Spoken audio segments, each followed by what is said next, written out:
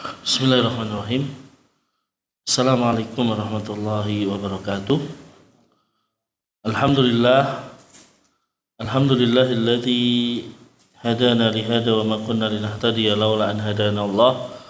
Asyhadu an la ilaha illallah wahdahu la syarikalah wa asyhadu anna Muhammadan abduhu wa rasuluhu sallallahu alaihi wa ala alihi wa ashabihi wa man sara ala nahjihi wastanna bi sunnatihi ila yaumil liqaihi.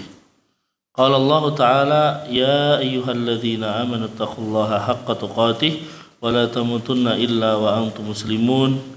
Ya ayyuhan nasu taqu rabbakumul ladzi khalaqakum min nafsin wahidah wa khalaqa minha zawjaha wa batha minhuma rijalan katsiran wa nisaa'a wattaqullaha alladzi tasaaluna bihi wal arham innallaha kana 'alaikum raqiba. Ya ayyuhalladzina amanu taqullaha wa qulu qawlan sadida yuslih lakum a'malakum wa yaghfir lakum dhunubakum wa may yuti'illaha wa rasulahu faqad faza fawzan 'azima. Amma ba'du fa inna asdaqal hadithi kitabullah wa khairal huda huda Muhammadin sallallahu alaihi wasallam wa syarral umuri muhdatsatuha fa inna kulla muhdatsatin fid dini bid'ah wa kulla bid'atin dhalalah wa kulla dhalalatin finnar. Ma'asyiral ikhwah rahimakumullah jami'an. Alhamdulillah Allah Subhanahu wa taala menjadikan kita sebagai hamba-hambanya yang terpilih ya bisa menghidupkan 10 hari pertama bulan Dzulhijjah. Ya ini adalah hal yang istimewa ya, karena 10 hari pertama bulan Dzulhijjah Allah Subhanahu wa taala bersumpah dengan hari-hari tersebut. Allah mengatakan wal fajri wa layalin ashar, ya demi fajar dan demi malam-malam yang 10, maksudnya adalah ya 10 hari pertama bulan Dzulhijjah. Ya, kemudian juga Allah mengatakan ya Rasulullah bersabda bahwasanya ma min ayamin al amalu shalih fihi ahabbu ilallahi min hadhil ayyam, ya tidaklah ada amal soleh yang lebih dicintai oleh Allah dibandingkan amal soleh yang dilakukan di hari-hari ini. Maka ikhwah sekalian, manakala Allah memberikan umur kepada kita bisa menginjakkan kaki di bulan Dzulhijjah, terutama di awal bulan Dzulhijjah, ya manfaatkan itu. Kata-kata Ibnu Taimiyah bahwa 10 hari pertama bulan Dzulhijjah lebih afdal daripada 10 hari terakhir bulan Ramadan. Ya, kenapa? Karena dari sisi di situ ada hari Arafah. Ya, di sisi itu ada haji dan lain sebagainya. Ya, beda dengan malamnya. Kalau malam 10 hari terakhir bulan Ramadan lebih istimewa dan lebih afdal dibandingkan dengan malam 10 Dzulhijjah. Kenapa? Karena di 10 hari terakhir ada Lailatul Qadar. Nah, maka ikhwas sekalian manfaatkan, karena banyak dari kita ia hanya menganggap angin lalu 10 hari pertama bulan Dzulhijjah. Beda kalau 10 hari terakhir Ramadan kan semangat menghidupkan. Ya, tapi itu tidak terjadi pada 10 hari pertama bulan Dzulhijjah. Oleh karena itu kita sebagai seseorang yang ingin ya, memanfaatkan segala kesempatan yang ada.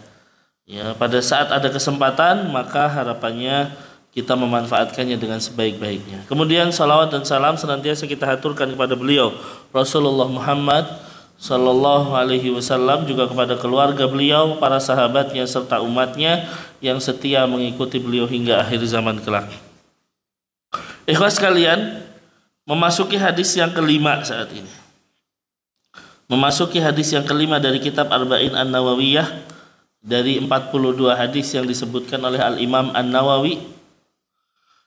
Redaksi hadis yang kelima mengatakan an ummil mu'minina ummi Abdillahi Aisyah radhiyallahu taala anha qalat qala Rasulullah sallallahu alaihi wasallam man ahdatha fi amrina hadza ma laysa minhu fahuwa raddun. Rawahul Bukhari wa Muslim. Wa fi riwayatin li Muslimin man amila amalan laysa alaihi amruna fahuwa raddun. Dari Ummul Mukminin Ummi Abdillah Aisyah radhiyallahu taala anha qalat, ya dari Ummul Mukminin Ummu Abdillah Aisyah, semoga Allah meridainya, beliau berkata, ya qala Rasulullah sallallahu alaihi wasallam, Rasul sallallahu alaihi wasallam bersabda, man ahdatsa fi amrina hadza ma laysa minhu fahuwa raddun. Barang siapa yang mengada-adakan sesuatu, ahdatsa mengada-adakan sesuatu yang baru, fi amrina dalam agama yang bukan bagian dari agama ini, maka ia tertolak, fahuwa raddun. Ini riwayat Bukhari dan Muslim. Kemudian dalam riwayat Muslim tersendiri, Rasul sallallahu alaihi wasallam bersabda, "Man amila amalan laisa alaihi amruna fahuwa raddun." Barang siapa yang beramal, yang mengamalkan, barang siapa yang mengamalkan sesuatu dalam agama yang tidak ada perintahnya dari kami, maka dia tertolak. Maka dia tertolak. Nah, baik. Ikhwas sekalian, hadis ini, hadis yang agung, merupakan pasangan dari hadis nomor 1 sebenarnya. Hadis nomor 1 tentang apa ya Pak? Niat. Karena hadis nomor 1 terkait dengan keikhlasan, hadis yang kelima terkait dengan ittiba. Ittiba. Mengikuti contoh dari Rasul sallallahu alaihi wasallam. Dan itu menjadi barometer diterimanya sebuah amalan. Itu menjadi barometer diterimanya sebuah amalan. Maka ikhwas sekalian, kita jelaskan hadisnya dari Ummul Mukminin, dari Ummul Mukminin. Ummul Mukminin berarti ibunda kaum mukminin. Siapa ibunda kaum mukminin? Adalah istri-istri Rasul sallallahu alaihi wasallam.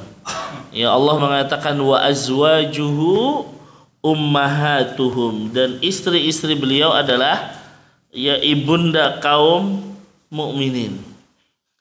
Berapa jumlahnya, Pak? Kalau kita lihat istri-istri beliau jumlahnya ada sekitar 9 gitu. Yang pertama jelas Khadijah, yang Nabi Shallallahu Alaihi Wasallam tidak menduakan beliau kan gitu. Biasanya Khadijah itu jadi rumusnya para ibu-ibu.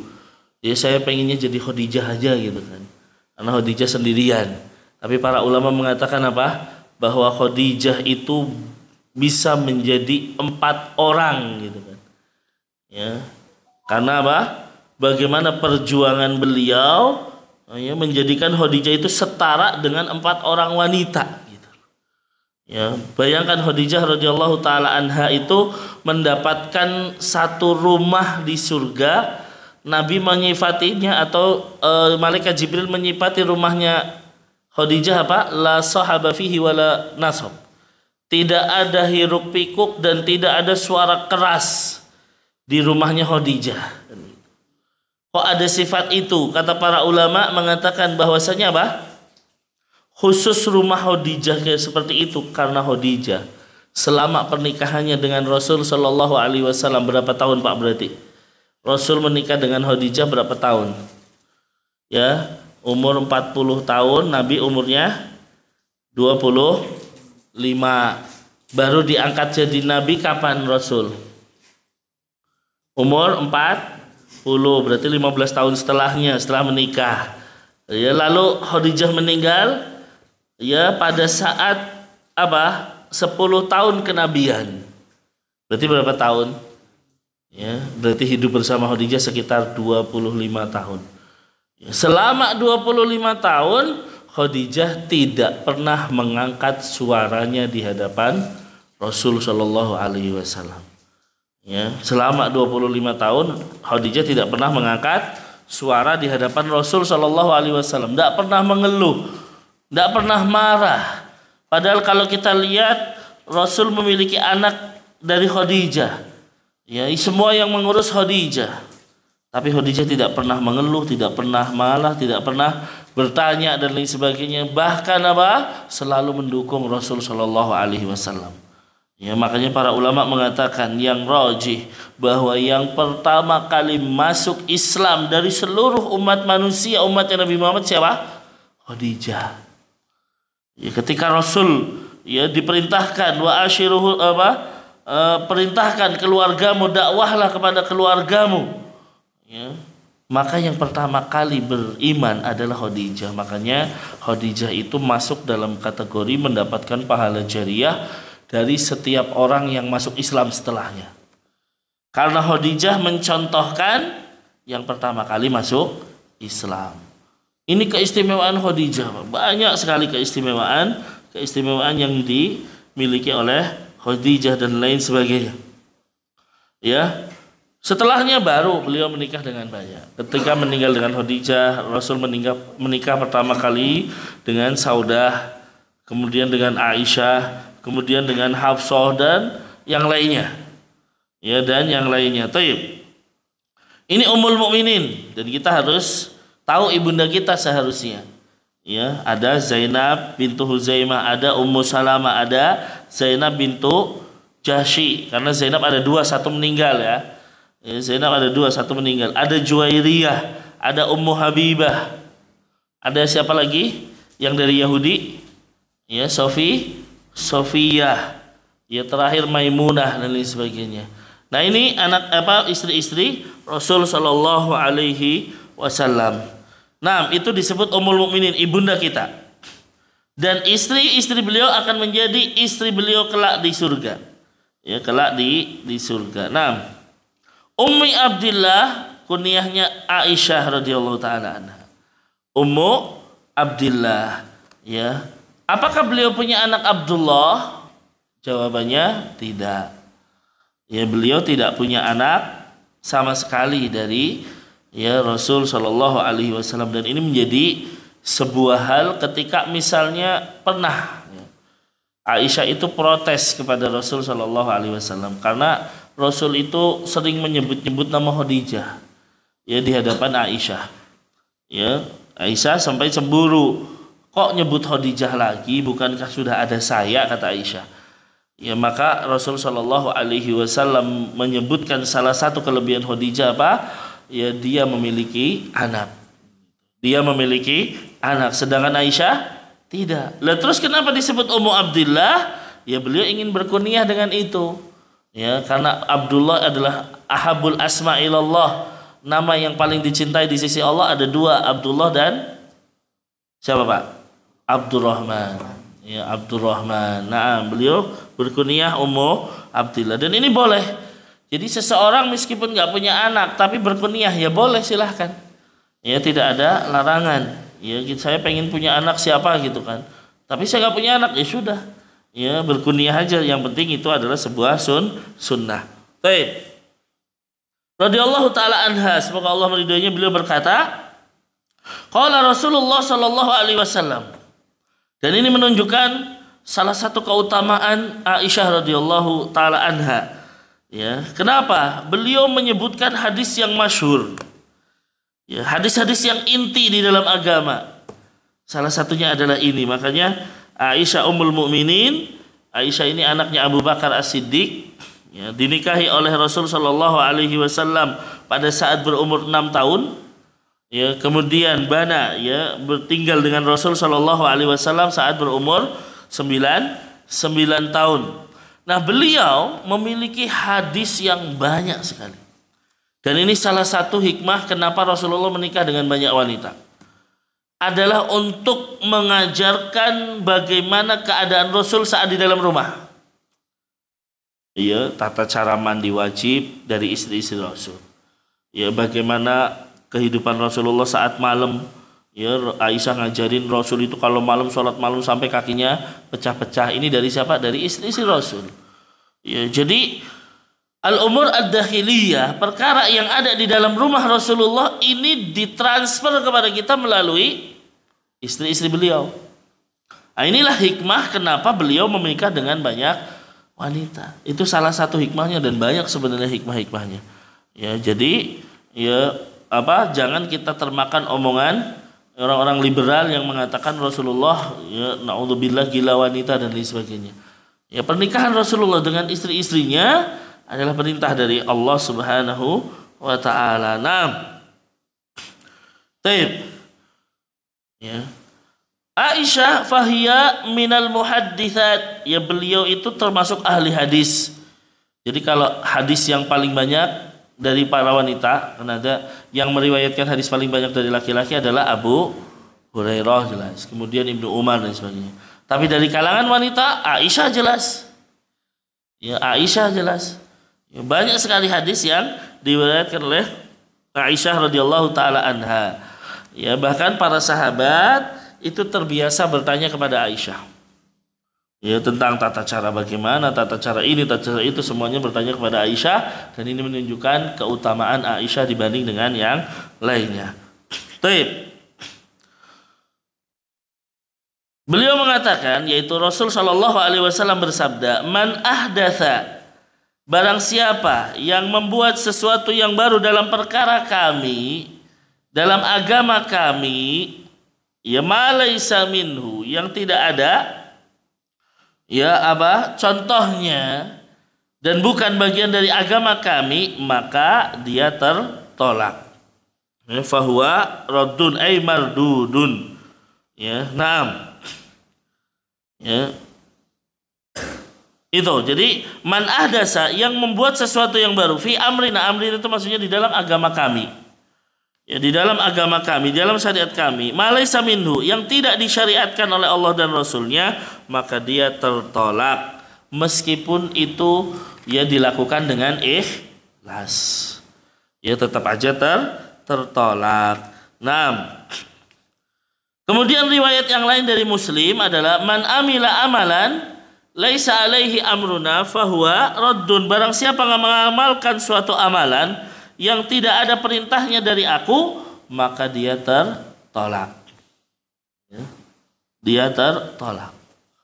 Ya, ikhwas sekalian, hadis ini ya merupakan tadi ya salah satu hadis untuk bahwa amalan diterima karena adanya ittiba. Tapi di sini tidak disebutkan kalimat yang sering kita dengar. Apa itu, Pak? Ya, bid'ah. Padahal kita judulnya apa ini? Judulnya bahaya bid'ah. Ustaz, itu nggak ada bid'ahnya, maka jangan bikin bid'ah dong, kan gitu. Kita lihat ada hadis lain ternyata. Ya, hadis yang lain seperti yang diriwayatkan oleh Al-Imam Bukhari dan Muslim dari Jabir bin Abdullah, Rasul bersabda dalam khutbahnya. Ya, dan ini biasa disebut khutbatul hajah. Fa inna khairal hadithi kitabullah. Sesungguhnya sebaik-baiknya ucapan adalah Al-Quran, kitabullah. Wa khairul huda huda Muhammad. Dan sebaik-baiknya petunjuk adalah petunjuknya Muhammad. Wa syarrul umuri muhdatsatuha. Lihat, beliau mengatakan seburuk-buruknya perkara adalah sesuatu yang diada-adakan. Ya, wa kullu bid'atin. Nah, di sini Rasul mengatakan, ini bukan ustadz, bukan kiai yang ngomong, Rasul langsung. Wa kullu bid'atin dolalah. Bahwa setiap kebid'ahan, ini sesuatu yang diada-adakan adalah sesat. Hadis yang lain, itu hadis Jabir tadi. Hadis yang lain adalah hadis Irbad bin Syariyah. Ya, terkait tentang bahwa nanti akan terjadi perselisihan yang banyak. Kata Nabi sallallahu alaihi wasallam, fa innahu man ya'is minkum fasayyara ikhtilafan katsira. Sesungguhnya siapa saja yang hidup sepeninggalku akan melihat perselisihan yang banyak. Nah, kalau terjadi perselisihan, apa yang harus dilakukan? Fa alaikum bisunnati wa sunnatil khulafa'ir rasyidin al mahdiyyin. Maka hendaknya kalian berpegang teguh dengan sunnahku dan sunnahnya khulafa'ur rasyidin yang diberi petunjuk. Berpegang teguh dengan sunnah di sini maksudnya apa? Ya, dengan ajaranku. Sunnah di sini diartikan ajaranku dan ajarannya khulafa'ur rasyidin. Tamassaku biha, berpegang teguhlah dengannya. Wa'addu 'alaiha bin nawajid. Ya, gigitlah dengan gigi geraham. Artinya benar-benar dipegang. Kemudian beliau di akhir mengatakan, wa iyyakum wa muhdatsatil umur, hati-hati dengan perkara baru yang tidak ada contohnya dalam agama. Ya, kenapa? Fa inna kulla muhdatsatin bid'ah wa kulla bid'atin dolalah. Karena setiap perkara yang baru adalah bid'ah, dan bid'ah itu ada di dalam bid'ah itu, setiap bid'ah itu sesat, dan setiap kesesatan itu ada di dalam neraka. Wa kullu dolalatin finnar. Ya, ini yang bicara dalam hadis ini, dan hadis ini diriwayatkan oleh Imam Abu Dawud dan Tirmidzi, ya, yang berbicara Rasul. Jadi kalimat bid'ah itu bukan dari rancangan para ulama, enggak gitu kan, tapi dari Rasul Shallallahu Alaihi Wasallam. Nah, ketika dikatakan wa kullu bid'atin dolalah, maksudnya kata sebagian orang karena pengennya bid'ah itu jangan sesat gitu kan. Ya, sesuatu yang baru jangan sesat semuanya, maka mereka mengatakan sebagian bid'ah sesat. Jadi kalimat kullu di sini diartikan sebagian, dan ini tidak tepat. Dari mana sisi tidak tepatnya? Di sini kita kan setiap wa kullu bid'atin dolalah wa kullu dolalatin finnar. Setiap, atau dikatakan kalau seandainya kita katakan sebagian, ya, sebagian bid'ah itu sesat. Kemudian wa kullu dolalatin finnar, berarti artinya apa? Sebagian kesesatan ada di neraka. Berarti sebagiannya ada di mana? Surga. Nggak mungkin, Pak. Jadi sebagian kesesatan di surga ya nggak mungkin, karena semua kesesatan pasti di neraka. Ya, berarti kalimat kullu di sini bukan sebagian, tapi ya semua. Semua bid'ah adalah sesat. Kemudian ikhwas kalian, yang perlu diperhatikan, kalimat bid'ah di sini maksudnya adalah ihdatsu amrin fid din gitu. Perkara yang baru dalam masalah agama gitu. Ini yang perlu dipegang dulu deh, Pak. Dalam masalah agama. Ya, karena orang nanti akan ngomong, ya, apa-apa bid'ah, dikit-dikit bid'ah. Mukamu aja bid'ah, kan gitu kan, Pak? Karena muka kita kan nggak ada di zaman Rasul, ada nggak kan gitu? Berarti muka kita bid'ah dong kan gitu. Ya, nah itu maksudnya bid'ah itu bukan itu. Tapi yang dimaksud adalah apa? Perkara agama. Ya, yang di situ dia itu ingin mencari pahala, Pak. Sesuatu dalam agama yang dia ingin mencari pahala, tapi itu nggak ada contohnya dari Nabi, ya inilah bid'ah. Tapi kalau sesuatu itu perkara dunia atau perkara sebagai istihsan wasilah, tidak ada niat untuk mencari pahala di situ, ya itu bukan bid'ah namanya. Dalam perkara dunia, ya mobil nggak ada di dalam, ya di zaman Rasul nggak ada jelas mobil, ya. Apalagi buku seperti ini nggak ada di zaman Rasul. Tapi itu bukan bid'ah. Kenapa? Karena ini perkara dunia. Kemudian yang kedua apa? Perkara yang hanya wasilah, dia itu tidak mencari pahala di situ. Maka ini disebut bukan bid'ah tapi wasilah. Contohnya apa? Pengumpulan Al-Quran. Nggak ada di zaman Rasul dikumpulin Al-Quran kan? Mulai ada di zaman akhir-akhir.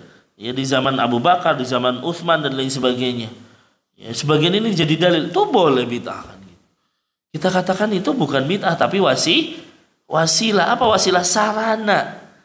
Ya, untuk apa? Mengumpulkan Al-Quran supaya Al-Quran tidak hilang. Ya, dan lain sebagainya. Ya, seperti misalnya seseorang azan. Azan menggunakan speaker mic kan gitu. Ya, apakah ini disebut bid'ah? Tidak, ini wasilah. Dulu memang di zaman Rasul tidak ada mic, betul.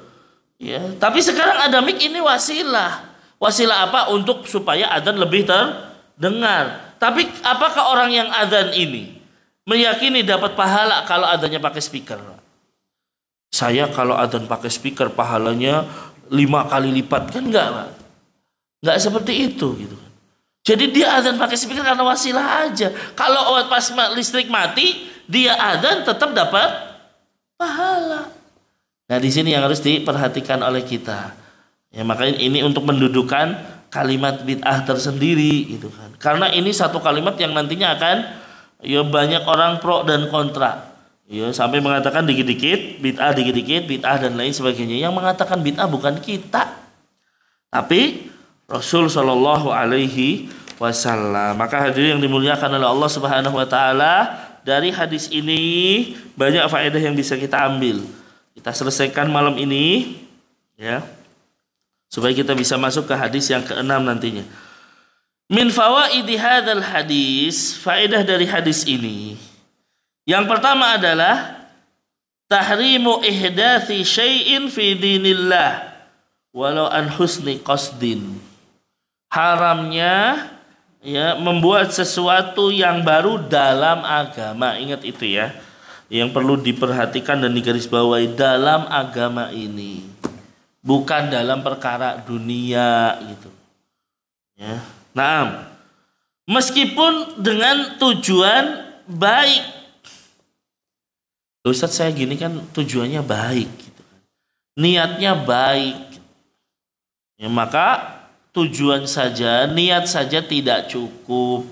Harus ada yang dua apa? Ada contoh dari Nabi Shallallahu Alaihi Wasallam.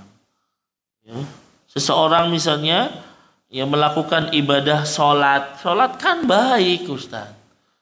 Ya, masa saya nggak boleh sholat di malam misalnya sholat rogoib misalnya, atau sholat di malam nisfu Sya'ban atau sholat dan lain sebagainya.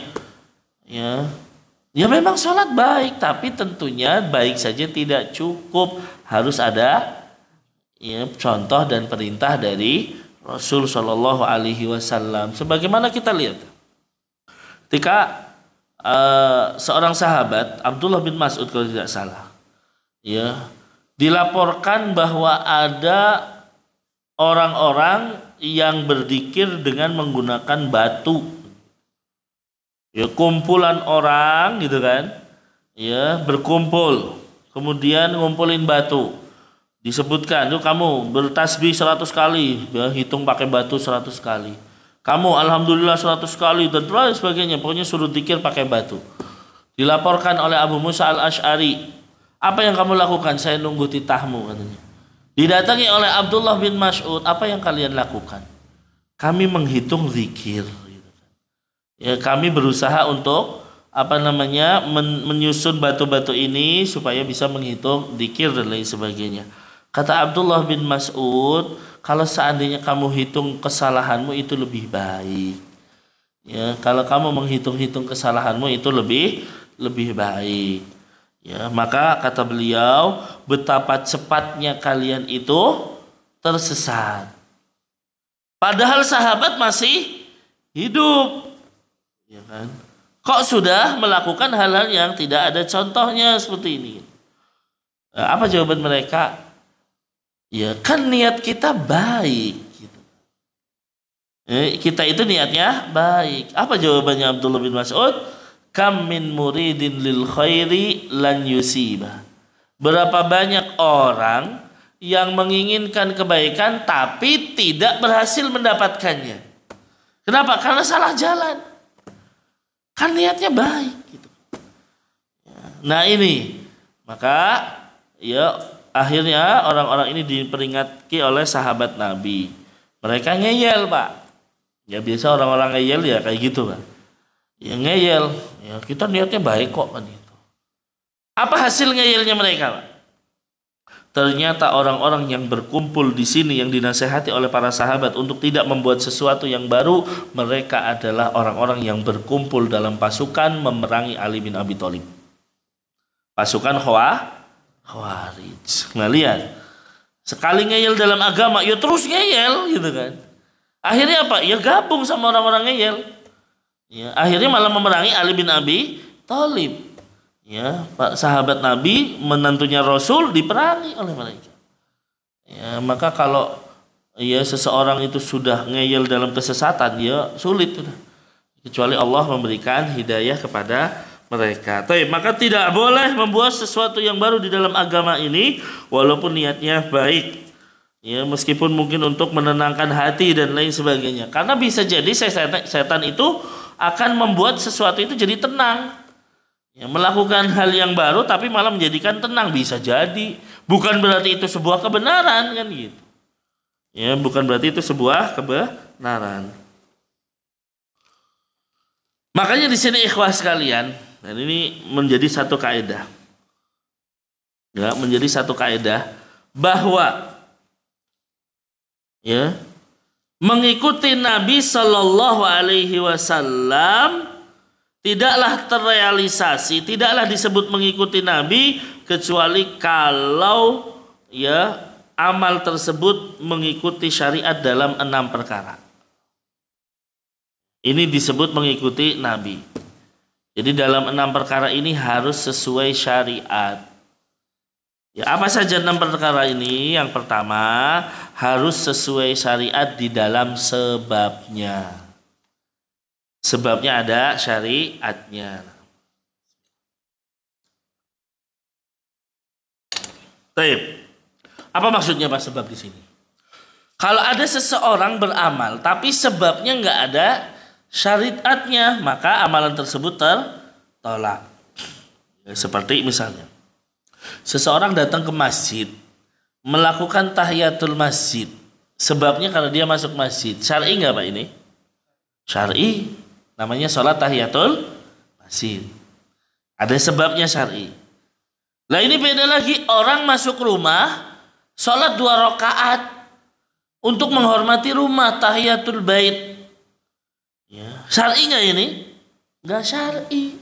Sebabnya nggak syar'i, nggak ada sebabnya orang masuk rumah menghormati rumah sholat 2 rakaat, nggak ada. Maka orang ini tertolak kalau melakukan demikian, karena sebabnya tidak ada.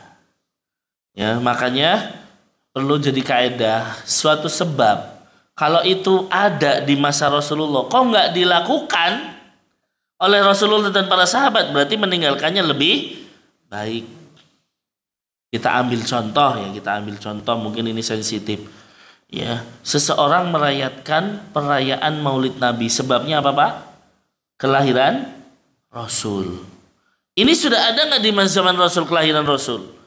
Para sahabat mungkin bisa tahu, bisa tanya sama Rasul, engkau lahirnya kapan?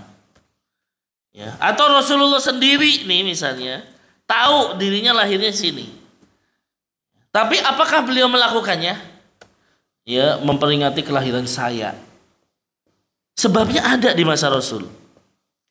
Tapi ketika Rasul nggak melakukannya, sahabat nggak melakukannya, maka meninggalkannya lebih utama, ya, dan lebih benar.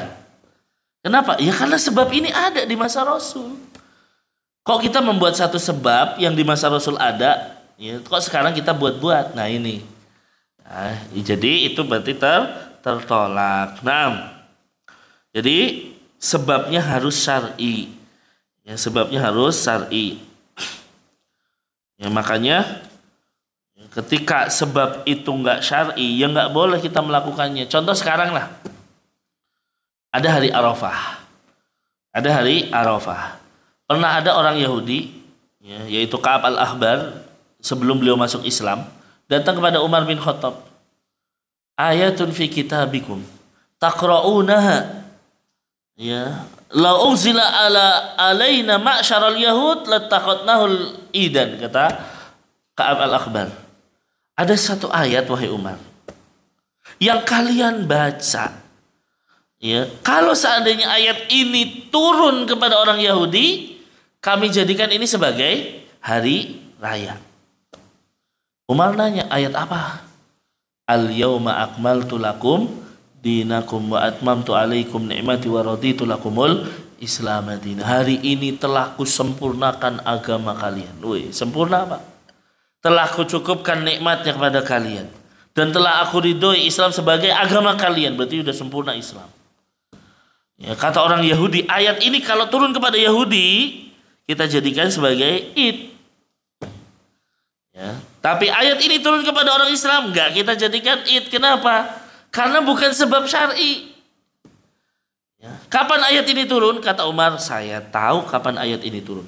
Ayat ini turun pada saat Rasulullah berdiri di padang Arafah di Hajjatil Wada, di haji wada, yaitu hari Jumat di Padang Arafah. Jadi ayat ini turun dengan dua keadaan, dua kemuliaan. Turun di Padang Arafah tanggal 9, dan yang kedua apa? Hari Jumat. Ya, hari Jumat, hari raya pekanan. Ya. Tapi apakah itu jadi hari raya kita atau jadi sebuah perayaan buat kita? Ya, karena yang namanya perayaan harus ada dalilnya. Ternyata Rasulullah ini ada sebabnya. Rasulullah nggak pernah menyuruh para sahabat memperingati ini. Makanya akhirnya tanggal 9 dijadikan perayaan kah? Tidak, bahkan malah kita suruh puasa. Kan padahal hari raya nggak boleh puasa, bener nggak? Nggak boleh kita puasa. Justru yang ada Arafah untuk kita puasa. Makanya di dalam Islam perayaan itu harus ada sebab dan dalil. Ya, kita tidak boleh mengadakan perayaan tanpa ada sebab yang dicontohkan oleh Rasul Shallallahu Alaihi Wasallam. Maka ini sebabnya tertolak. Ini yang pertama. Yang kedua, ayyakunal amal muwafiqan li syariati fil jinsi. Hendaknya amal itu sesuai syariat dalam jenisnya. Jenisnya harus ada syariatnya, harus ada dalilnya. Ya. Apa contohnya? Ya, seandainya seseorang beribadah kepada Allah tapi tidak disyariatkan jenisnya, maka tertolak. Contohnya apa? Seseorang mau kurban. Ya, tapi dia kurbannya dengan kuda kan gitu. Diterima enggak, Pak? Ya enggak. Kenapa? Jenisnya tidak dicontohkan oleh Rasul. Rasul hanya mengatakan jenis untuk kurban hanya 3. Ya, onta, sapi, dan kambing. Kerbau masuk dalam sapi, Pak.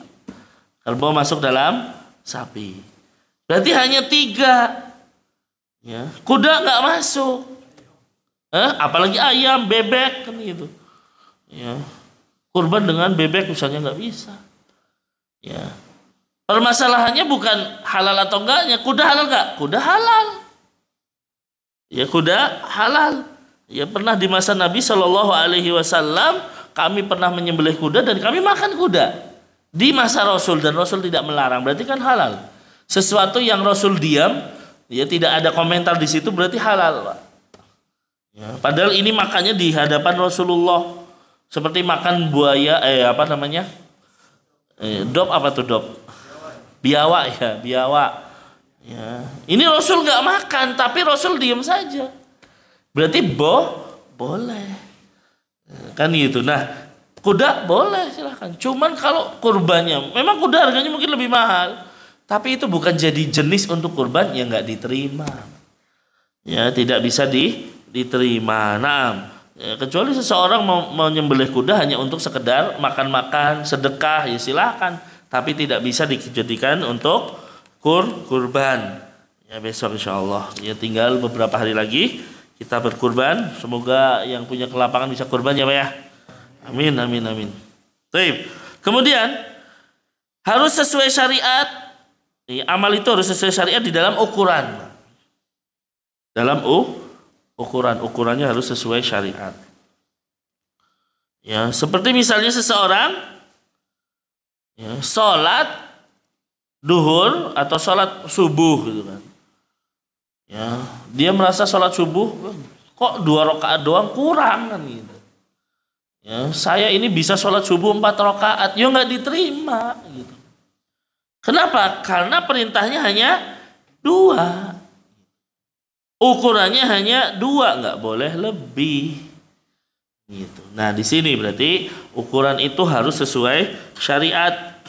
Seseorang wudu, ya, karena merasa biar bersih 5-5 atau 4-4. Ya berarti yang 4-5 ini ditolak.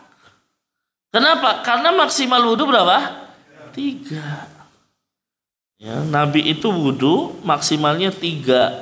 Ya, jadi wudunya Nabi kadang 1, kadang 2, kadang 3, kadang beda-beda.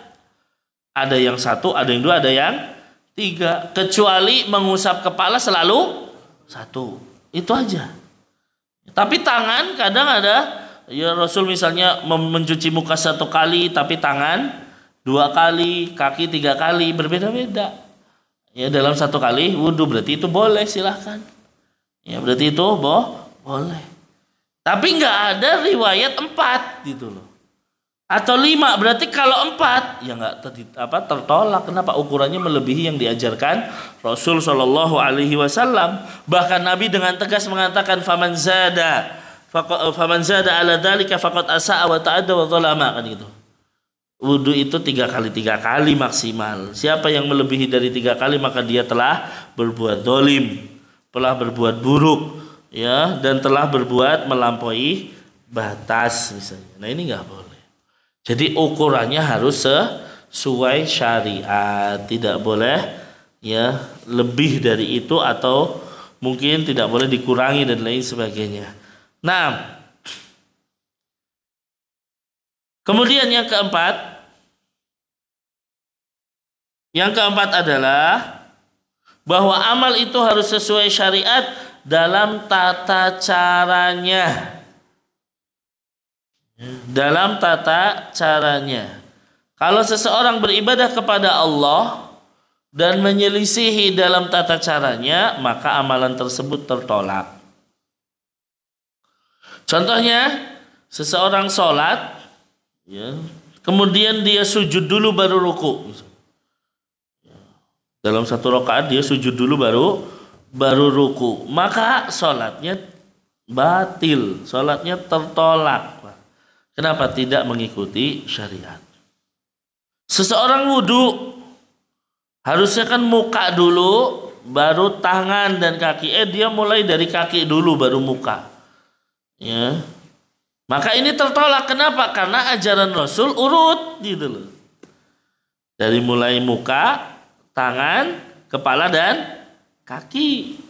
Ya, maka yang seperti ini tidak boleh berbeda dengan Rasul, dan dalam semua hadis Rasul urut, ya berarti harus urut. Nah, ya, itu contoh yang keempat. Yang kelima, hendaknya mengikuti syariat dalam waktunya. Ya, dalam waktunya misalnya. Di dalam waktunya. Contohnya apa? Atau kita bisa jadi contoh di sini. Falau shalla salata qabla duhuli waqtiha fa salatuhu ghairu maqbulah. Seseorang salat sebelum waktunya, maka salatnya tertolak. Salatnya pasti tertolak. Salat ya, dan ada Pak, saya pernah ditanya oleh pedagang, Ustadz, saya itu harus berdagang jam 4 pagi ya. Jadi saya bangun jam 3, saya sholat subuh dulu. Jam 3 udah sholat subuh gitu kan. Karena saya harus ngejar pasaran ini. Maka kita kata enggak bisa Ibu. Sholatnya ini tidak diterima. Kenapa? Inna sholata kanat alal mu'minina kitaban mauquta. Sholat itu ada waktu-waktunya. Ya, jadi nggak boleh keluar dari waktu tersebut. Baru paham. Oh ternyata seperti itu. Nah ini berarti menunjukkan apa? Banyak yang tidak paham. Ya, bahwa kalau sholat ya harus sesuai waktunya. Kecuali memang sholat itu dijamak misalnya. Ya, asarnya belum waktu asar, ya itu kan jamak namanya. Nah, jadi dalam waktu harus sesuai. Ya, seperti misalnya seseorang, pernah dulu ada orang liberal ya mengatakan ini haji kredit nih. Ya, kalau di bulan-bulan ini menyebabkan kredit, udah gitu musim panas, kasihan. Kita harus rubah haji kan gitu. Waktunya jangan di bulan-bulan ini katanya. Ya, jadi mintanya dirubah. Kita harus usulkan ke pemerintahan Saudi kan gitu. Ya nggak bisa kan gitu. Ya karena haji udah ada waktunya. Ya, maka inilah kadang orang merasa pintar tapi sebenarnya bodoh. Ya, karena melihat ini perlu ada pergantian bulan supaya tidak terjadi ya penumpukan katanya. Ya, dan lain sebagainya. Maka tidak diterima. Nah, seperti seseorang kurban, lah saya supaya nanti kurbannya agak cepat, sebelum sholat Id saya kurban dulu biar keduluan. Saya lebih dulu. Ya nggak diterima. Ya, karena kurbannya harus dilakukan setelah sholat Id. Kok ini sebelumnya? Nabi Shallallahu Alaihi Wasallam mengatakan siapa yang menyembelih sebelum waktu sholat id maka dia sedekah biasa. Dan dia dituntut untuk kurban. Tetap harus kurban. Jadi kalau seseorang udah saya niatin kambing ini untuk kurban, dia sembelih sebelum sholat id, maka itu dinilai sedekah dan dia diwajibkan untuk menyediakan kambing lagi untuk kurban. Karena apa? Sudah berniat untuk kurban dan lain sebagainya. Taib.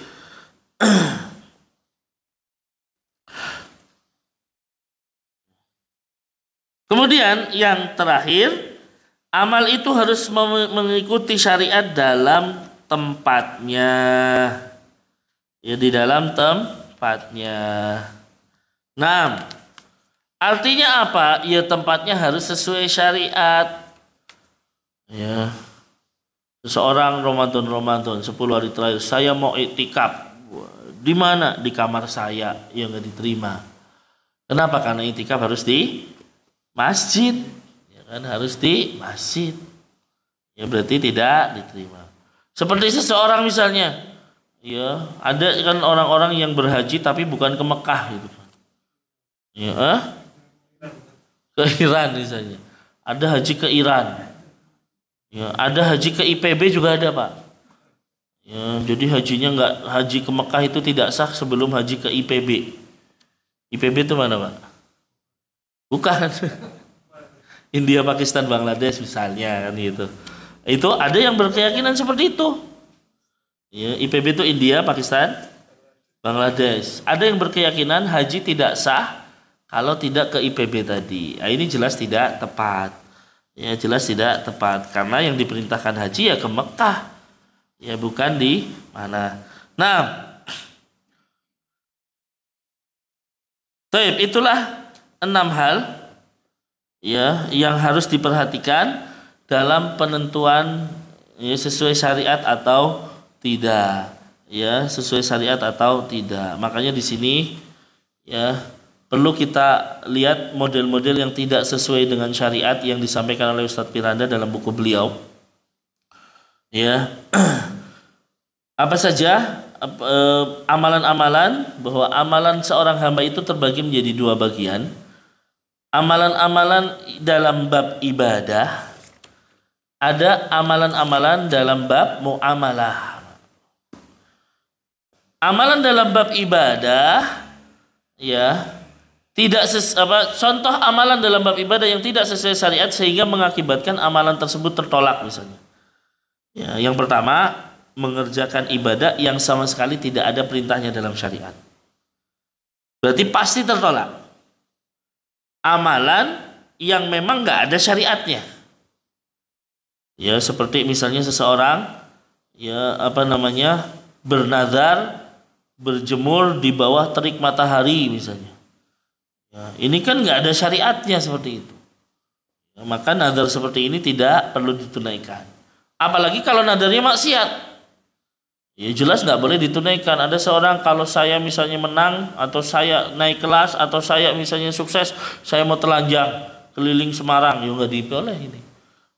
Pasti ini nazar maksiat.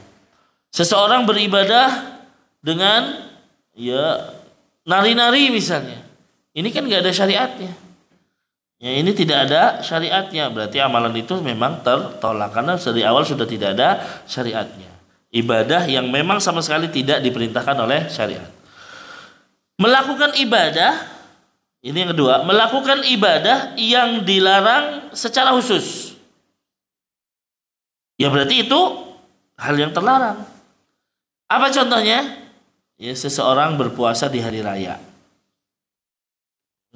Orang masuk Idul Fitri, dia malah udah ikut puasa Syawal tanggal 1. Nggak bisa. Karena apa? Ada larangan secara khusus. Nabi mengatakan apa? 2 hari raya Rasulullah melarang berpuasa pada hari itu, Idul Fitri dan Idul Adha. Jadi nggak boleh. Jadi hukum asalnya larangan larang.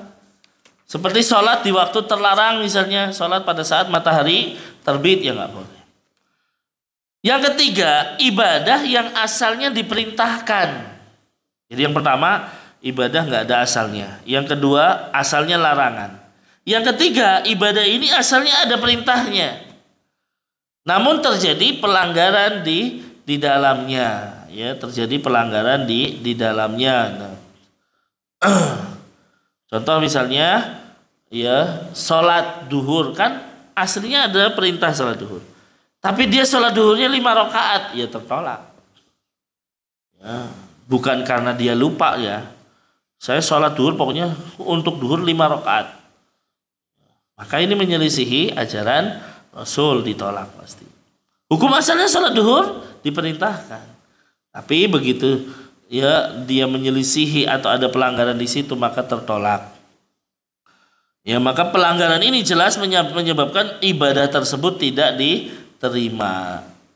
Atau ada ibadah yang menyebabkan ya ada pelanggaran tapi tidak menyebabkan ditolak, tapi menyebabkan nggak sempurna ibadahnya. Ya, nggak sempurna ibadahnya misalnya.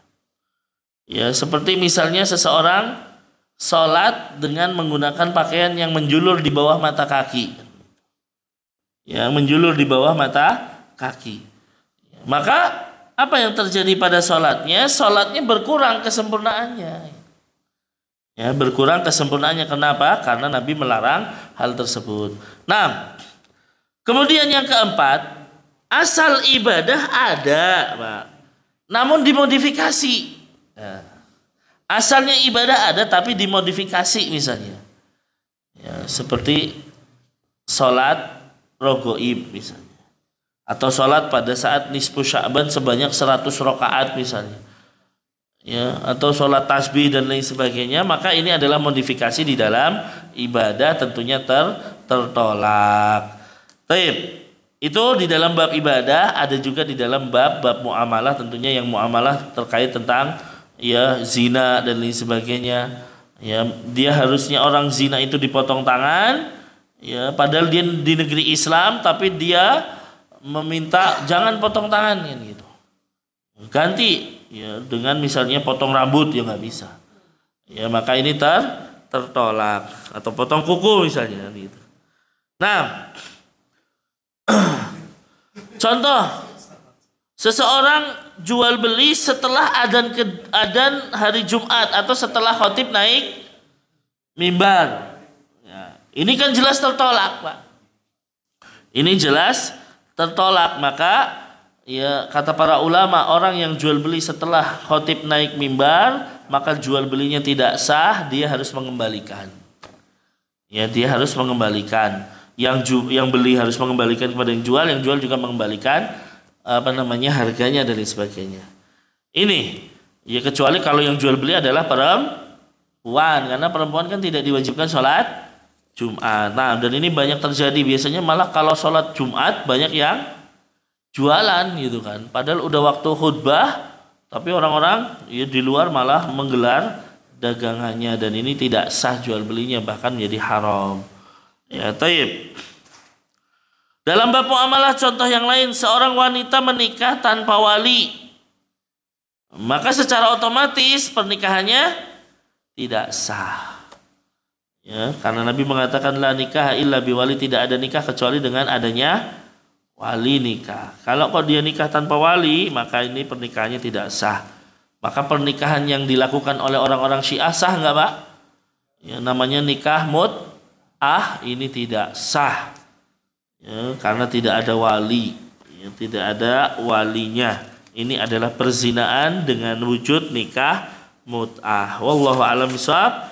Itulah ya beberapa contoh dari hal-hal yang tidak ada contohnya, ya, sehingga ya menjadi hal yang tidak sesuai syariat. Mungkin ini ya kita selesai pembahasan hadis yang ke-5. Insyaallah kita masuk ke hadis yang ke-6. Namun tentunya dalam permasalahan bid'ah ini banyak hal-hal yang mungkin ya masih belum dipahami. Silahkan bagi yang mau bertanya, kami persilahkan. Monggo Mas Tejo. Baik, silakan bersama yang mau bertanya bersama Iman, silakan menggunakan mikrofon.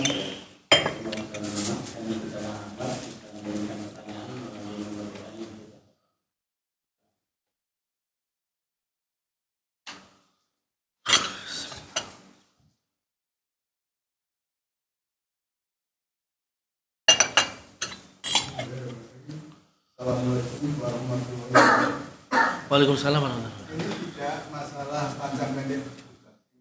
Kan dalam hal sholat bacaan itu kan banyak yang membaca surat-surat yang panjang. Tapi bagi saya khususnya itu tidak hafal yang panjang. Tidak hafal yang surat-surat yang panjang. Tidak hafal. Tapi yang hafal hanya pendek. Contohnya ya surat Ikhlas, surat itu. Itu supaya dengan maksud supaya pahalanya banyak. Atau apa? Diperkenankan untuk membaca surat yang pendek-pendek tapi lebih dari satu surat. Maksudnya pas apa tuh Pak? Pas sholat? Sholat kan banyak, kalau orang yang pintar itu kan membacanya pakai surat yang panjang. Iya.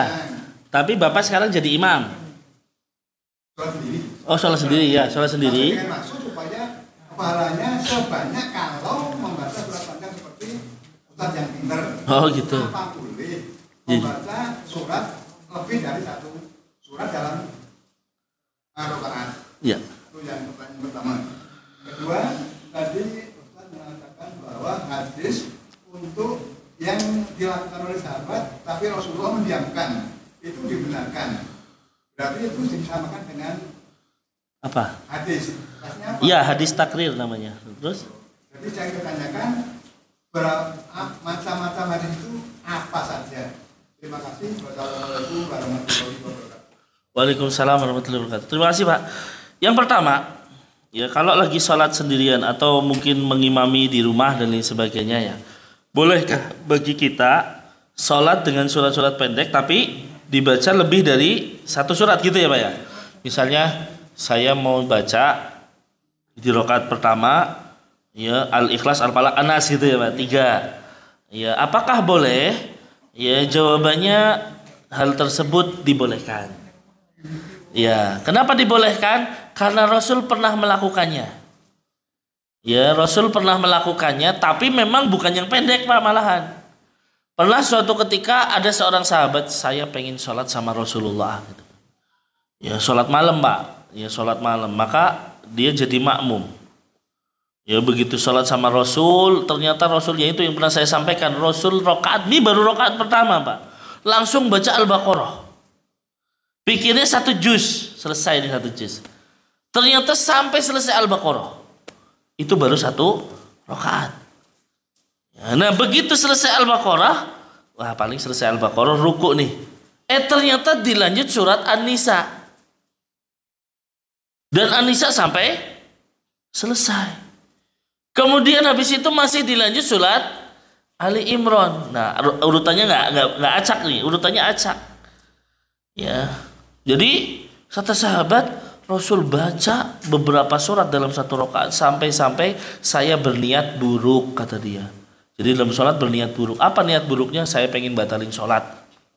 Itu niat buruknya dia, saking lamanya. Dari hadis ini kita bisa ngambil pelajaran bahwa Rasul mencontohkan kepada kita membaca beberapa surat dalam 1 rakaat. Ya, itu panjang-panjang, apalagi pendek boleh. Yang kedua, bahwasanya sholat itu boleh urutannya acak, gitu loh. Artinya rakaat pertama misalnya bacanya di juz 30, di rakaat kedua bacanya juz 1 misalnya. Itu boleh, tidak mengurangi kesempurnaan sholat. Itu boleh Pak. Ya, tapi tentunya ya sholatlah sesuai kemampuan Pak. Artinya tidak yang diperintahkan Rasul itu bukan sholatlah dengan bacaan panjang, tidak. Ya, tapi kemampuan kita apa? Faqra'u ma tayassara minal Qur'an, kata Nabi. Bacalah yang mudah dari Al-Qur'an. Jenengan memang mudahnya qul huwallahu ahad, sudah itu aja. Ya dari jenengan baca sholat 5 waktu qul huwallahu ahad terus karena bisanya itu ya sholatnya sah. Ya sholatnya sah. Jadi ya bukan panjang pendeknya yang memang tadi Bapak dari awal udah bilang itu, karena yang diperintahkan Rasul faqra'u ma tayassara minal Qur'an. Ya bacalah yang mudah dari Al-Qur'an. Kemudian yang kedua terkait tentang hadis atau sunnah. Jadi hadis atau sunnah Rasulullah itu ada hadis qauliyah, sunnah qauliyah, ada sunnah fi'liyah, ada sunnah takririyah. Itu 3 Pak. Apa? Qauliyah itu berarti yang diucapkan Rasul. Ketika Rasul mengatakan berobatlah dengan Habatus sauda berarti kan ini sunnah kauliyah, ucapan Rasulullah Shallallahu Alaihi Wasallam. Ya, ketika Rasul mengatakan alaikum bisunnati, hendaknya kalian berpegang dengan sunnahku, kan gitu. Berarti ini sunnah kauliyah namanya, hadis kauliyah. Ada fi'liyah, Pak. Ya, sunnah fi'liyah apa tuh? Perbuatan Nabi Shallallahu Alaihi Wasallam. Ya, seperti misalnya Rasul kalau sholat, ya misalnya setiap rakaat pertama menuju ke rakaat kedua Rasul duduk dulu, Pak. Ini misalnya habis sujud ya Pak, sujud kedua mau naik ke rakaat kedua ya, ini langsung naik atau kita duduk dulu, namanya duduk istirahat ini Pak namanya. Nah ternyata Rasul pernah melakukan duduk dulu gitu kan, nggak langsung naik. Meskipun ini dilakukan Rasul pada akhir-akhir umur beliau. Jadi Rasul itu biasa kalau dari rakaat pertama setelah sujud, kemudian nanti naik ke rakaat kedua duduk dulu. Ya, ini dilakukan Rasul, tapi dilakukan Rasul saat akhir-akhir umur. Maka terjadi perbedaan pendapat. Ya, apakah disunahkan duduk istirahat atau tidak? Ya, karena Rasul hanya melakukan di akhir-akhir. Ya, ada yang mengatakan duduk istirahat itu hanya bagi orang yang akhir-akhir tua kan gitu. Anak muda nggak perlu duduk istirahat. Tapi kita katakan selama itu dilakukan Rasulullah berarti itu sunnah. Anak muda juga boleh duduk istirahat. Nah ini hanya dilakukan Rasul, maksudnya dilakukan Rasul tapi Rasul nggak ngomong gitu loh. Nah, ini berarti namanya hadis atau sunnah kauliyah. Ada yang ketiga sunnah takririyah namanya. Apa sunnah takririyah? Penetapan. Artinya Rasul nggak ngomong apa-apa, tapi Rasul juga nggak ngelakuin itu. Ya seperti tadi biawak. Rasul tuh ngelihat sahabat pada makan biawak, tapi beliau merasa jijik, nggak suka gitu loh. Kalau seandainya biawak ini haram, Rasul udah ngomong nggak boleh kalian makan biawak kan gitu. Tapi Rasul membiarkan sahabat makan biawak, tapi beliau nggak mau gitu kan. Nah berarti biawak itu halal, cuman Rasul nggak mau. Seperti misalnya para sahabat makan daging kuda, ya makan daging kuda, tapi Rasul cuma ngeliat doang, berarti itu boleh. Seperti para sahabat pernah menemukan ikan yang besar, ikan paus Pak, ya itu juga dimakan para sahabat, Rasul ngeliat, ya dan dibiarkan oleh Rasul, berarti itu namanya sunnah takririyah. Ya Rasul nggak ngomong apa-apa, Rasul juga tidak melarangnya, berarti itu boleh. Karena tidak boleh bagi Rasul kalau itu diharamkan kok diam saja gitu. Kalau itu haram Rasul harus ngomong ini nggak boleh haram. Ya seperti itu. Wallahu a'lam bishawab. Gitu Pak. Cukup? Monggo.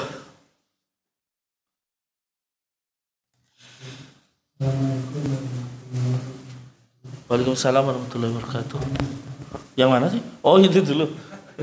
Bagaimana ciri-ciri orang tuanya? Apakah masih ada sampai sekarang orang? Ya. Sekalian Pak.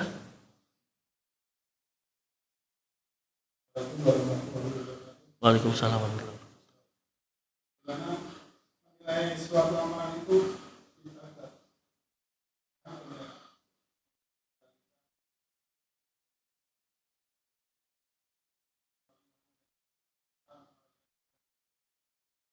Walimahan ngundang orang? Iya ya.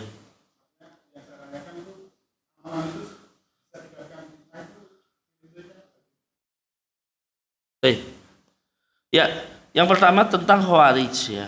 Khawarij itu kelompok pertama yang keluar dari Islam. Kelompok pertama yang keluar dari Islam, ya. Artinya apa? Ini sebenarnya sudah muncul di masa Rasul, Pak.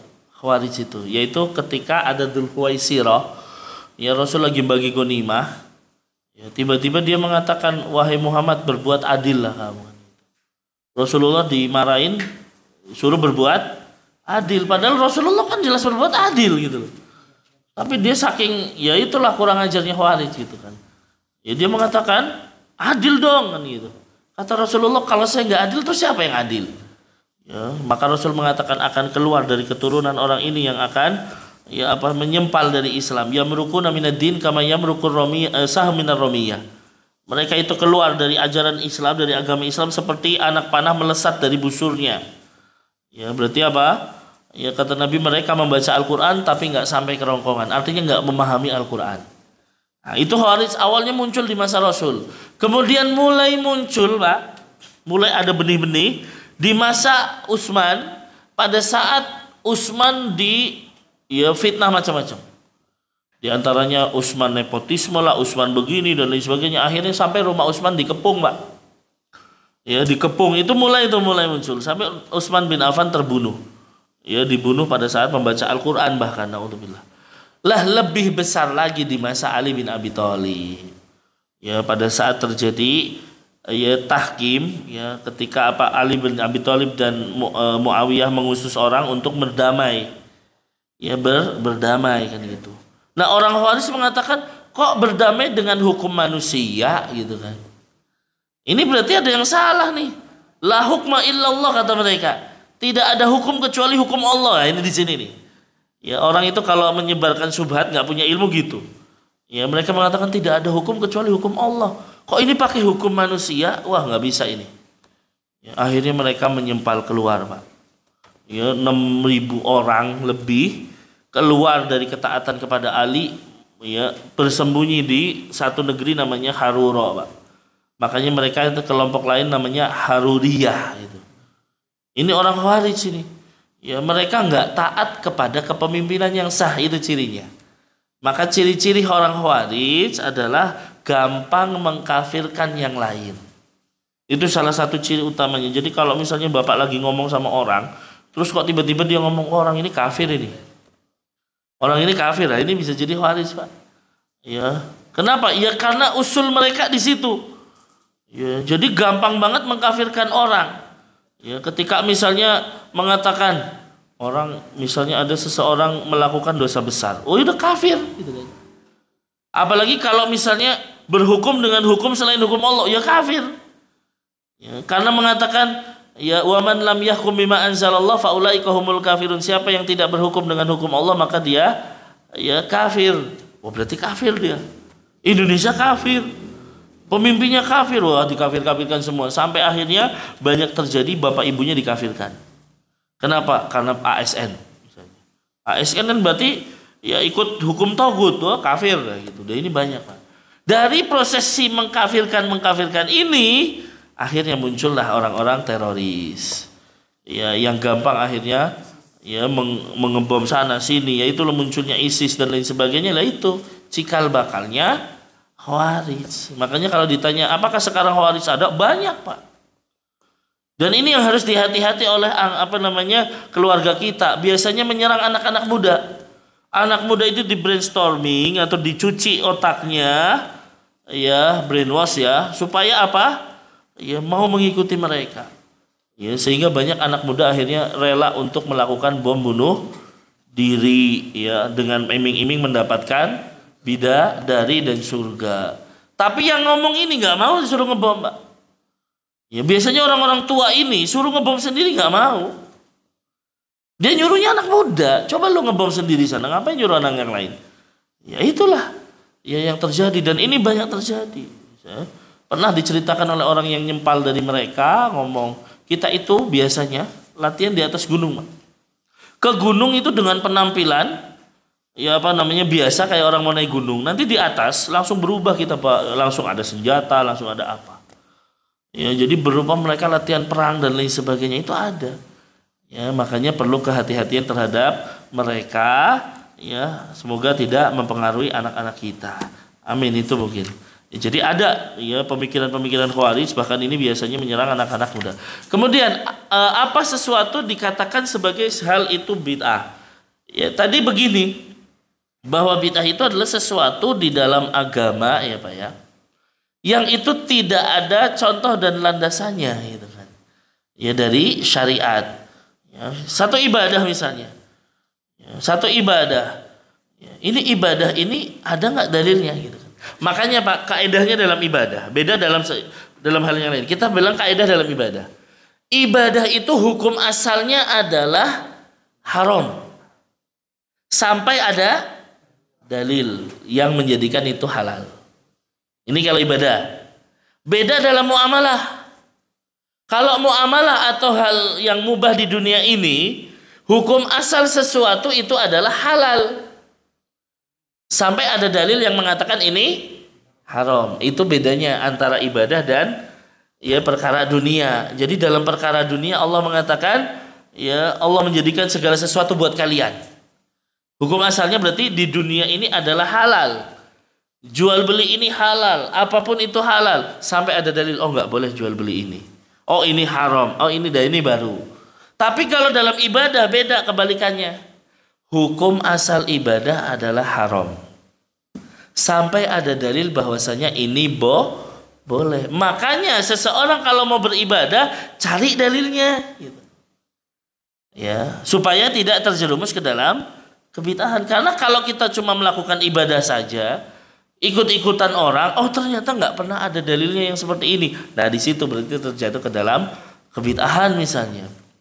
Ya, kalau tadi dicontohkan walimah, maksudnya dari sisi apa ya walimah? Berdoa gimana? Walimah apa nih? Nikah. Walimah nikah. Oh pengajian itu. Hajatan itu apa Pak? Syukuran gitu. Ya, wallahu a'lam saya. Jadi kalau secara khusus walimahnya sendiri itu ada syariatnya. Ya kan Nabi mengatakan apa kepada siapa namanya? Kepada Abdurrahim siapa yang orang terkaya sahabat Pak? Orang paling kaya? Abdurrahman bin Auf. Beliau mengatakan aulim walau bisyad, dirikanlah walimah ya meskipun hanya dengan 1 ekor kambing. Maksudnya walimah di sini manggil orang gitu kan. Ya manggil orang makan-makan itu walimah. Cuman apakah ketika itu ya ditambahi ya ada acara-acara yang tentunya nggak ada syariatnya wallahu alam, itu tentu tidak benar. Makanya ini perlu dilihat dulu apa itu acaranya gitu kan. Ya dan walimah itu kata Nabi nggak boleh lebih dari 3 hari. Ya nggak boleh lebih dari 3 hari. Berarti 2 hari boleh 2 hari misalnya. Ya atau lebih baik juga satu hari. Dan walimah itu tidak boleh berlebihan. Ya mesti seperti gini misalnya. Seseorang walimah tapi makanannya itu buruk. Kenapa buruk? Karena yang diundang hanya khusus orang kaya. Nah ini nggak boleh. Loh Ustaz nggak boleh kok walimah ngundang khusus orang kaya, nggak boleh. Karena Nabi mengatakan seburuk-buruknya makanan walimah ketika walimah itu yang diundang hanya orang kaya. Karena biasanya kan kalau diundang orang kaya apanya yang banyak Pak? Ya, sumbangannya jadi banyak. Nah itu jadi wallahu alam perlu dilihat juga ya kalau apakah itu disebut bid'ah atau tidak. Ya, apa aja acaranya gitu kan. Kalau dangdutan ya nggak boleh jelas Pak kan gitu. Ya, siraman jelas itu kan. Acara siraman, acara apa ini ibadah-ibadah yang tidak ada contohnya. Ya dipingit orang mau nikah nggak boleh keluar 7 hari 7 malam di kamar terus. Ini juga tidak ada contohnya. Ya kemudian begitu misalnya sudah hamil 7 bulan ngadain 7 bulanan, ini juga tidak ada contohnya. Jadi perlu dilihat dulu hukum asalnya walimah ada gitu kan. Cuman tadi kan kita sudah mengatakan ada sesuatu yang hukum asalnya di dalam agama ada, cuman terkadang ada modifikasi di situ. Nah, modifikasi ini yang bisa menjadi sebuah kebid'ahan. Ya, seperti misalnya kita berdoa, boleh berdoa gitu kan. Cuman memulai doa dengan ucapan apa Pak? Ya surat Al-Fatihah. Nah, ini kan modifikasi namanya. Iya kan? Rasul itu nggak pernah berdoa dimulai Al-Fatihah dulu kan gitu, nggak ada. Ya ini berarti modifikasi. Hukum asalnya berdoa boleh. Cuman ketika harus dimodifikasi dimulai dengan bacaan Al-Fatihah dulu, nah ini berarti ya nggak ada contohnya. Begitu mungkin. Wallahu a'lam bishawab. Cukup? Aduh, pertanyaan terakhir. Biasanya kan kalau jarang kumpul saat hari raya bersama keluarga itu apa? Nah, apakah berziarah kubur saat hari raya itu bisa dikatakan bid'ah atau tidak? Kita lihat, Pak. Ya, kita lihat dari sisi mengkhususkan atau tidak gitu. Dia itu misalnya saya itu bisa datang ke kuburan pada saat mudik gitu kan. Iya kan? Kan mudik. Ya. Jadi saya datang ke situ tapi bukan dalam rangka untuk misalnya ngasih bunga, ngasih apa dan lain sebagainya, hanya sekedar mendoakan. Maka wallahu alam ini tidak termasuk. Cuman perbedaannya kalau itu bukan orang yang mudik gitu loh. Loh kenapa nggak sebelum-sebelumnya gitu. Ya orang situ saya ngikutin orang-orang sini kalau mau ziarah kubur di hari raya saja. Ya harusnya jangan di hari raya saja. Ya, di sebelumnya juga. Beda kalau orang saya itu di Jakarta misalnya pulang setahun sekali. Nah, ini kan beda.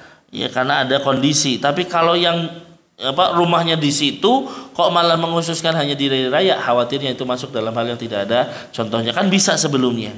Ya, atau selain hari raya. Wallahu a'lam. Begitu. Satu lagi? Wah, beda. Puasa Arafah itu. Iya. Arafah itu kan mengacu kepada sesuai di sisi mengacu di tanah suci. Ya. Baik, terima kasih dan ini menjadi polemik terus. Alhamdulillah tahun ini juga terjadi polemik ya. Karena Saudi duluan gitu kan. Selalu Saudi duluan, kita nanti gitu kan. Mana yang harus kita pilih? Tentunya ada 3 perbedaan di sini biasanya, Pak. Ya, yang pertama mengikuti Saudi total, ya, Arafah dan puasanya, puasa Arafah dan sholat idnya. Yang kedua mengikuti Indonesia secara mutlak. Ya, yang ketiga apa biasanya? Ya puasanya ikut sana, tapi sholatnya ikut sini kan gitu. Maka mana yang tepat? Wallahu alam. Dan ini juga yang kita dapatkan dari beberapa asatidah, di antaranya Ustadz Abu Ubaidah As-Sidawi, di antaranya Ustadz Syafiq Reza dan lain sebagainya. Ya setiap negara punya matlaknya masing-masing. Setiap negara punya ru'yahnya sendiri-sendiri. Jadi kalau di Indonesia ya ikut Indonesia gitu. Ya berarti tanggal 9-nya kapan? Ya Rebo gitu kan. Ya nggak usah mengikuti yang ada di Saudi. Ya kenapa? Karena Nabi SAW mengatakan as-saumu yaumu yasumun nas wa iftar yaumu yuftirun nas, atau kama qala Nabi. Puasa itu adalah mengikuti puasanya manusia. Ya, iftar itu berbuka yang mengikuti bukanya manusia. Yang kedua juga ya, hukmul hakim yarfaul ilaf, ada kaidah fikih itu. Bahwa keputusan hakim meniadakan khilaf. Berarti keputusan di sini maksudnya adalah ketika pemerintah Indonesia mengatakan 1 Dzulhijjah di hari Selasa, itu menjadikan udah harusnya nggak ada hilap lagi. Ya harusnya tidak ada hilap. Kenapa? Karena memang tidak terlihat hilal dan lain sebagainya. Ya meskipun tentu ada yang berbeda dari sisi hisab dan lain sebagainya. Ya maka kita katakan ini sebagai bagian dari ya hukmul hakim yarfaul khilaf, bahwasanya keputusan pemerintah meniadakan hilaf. Kemudian yang lain misalnya, ya kita kembalikan lagi secara akal, ini bisa menjadi sebuah tambahan. Ya 100 tahun yang lalu atau berapa ratus tahun yang lalu ketika belum ada handphone. Ya kan? Belum ada teknologi. Bagaimana kita bisa tahu Arafah di Saudi pada saat itu, Pak? Zaman dulu, Pak, zaman dulu sekali. Ya ketika haji itu harus berapa bulan itu? Ya naik perahu pinisi dan lain sebagainya. Ya misalnya sana mau ngirim kabar, seandainya misalnya dulu ngirim kabar pakai merpati pun mungkin jauh jadinya ya kan, Pak. Ya bahwasanya Arafah 1 Dzulhijjah di Saudi tanggal segini. Ya mungkin belum sampai sini burungnya udah mati misalnya kan gitu. Ya, jadi kita belum tahu pada saat itu. Terus apa yang kita pakai pada saat itu? Ya pakai hilal. Ya pakai hilal. Sah nggak? Sah. Ya, nah seperti itu. Ya itu sebagai dalil akal dan bisa dimasukkan. Kondisi yang lain, seandainya la qadarullah, semoga tidak akan terjadi hal tersebut. Ternyata terjadi peperangan, ya akibatnya ibadah haji ditiadakan. Ya karena di sana harus dijaga oleh musuh misalnya. Ya nggak bisa wukuf kita, nggak tahu kapan di sana, bingung. Ya bagaimana? Apakah lo di sana nggak ada yang wukuf? Berarti kita nggak puasa Arafah? Ya tetap puasa. Diambilnya dari mana? Ya itu. Maka kita melihat adalah bahwasanya Indonesia punya ru'yahnya sendiri kalau kami melihatnya gitu. Maka puasanya mengikuti ru'yah Indonesia. Wallahu a'lam gitu. Ya. Oh, satu lagi.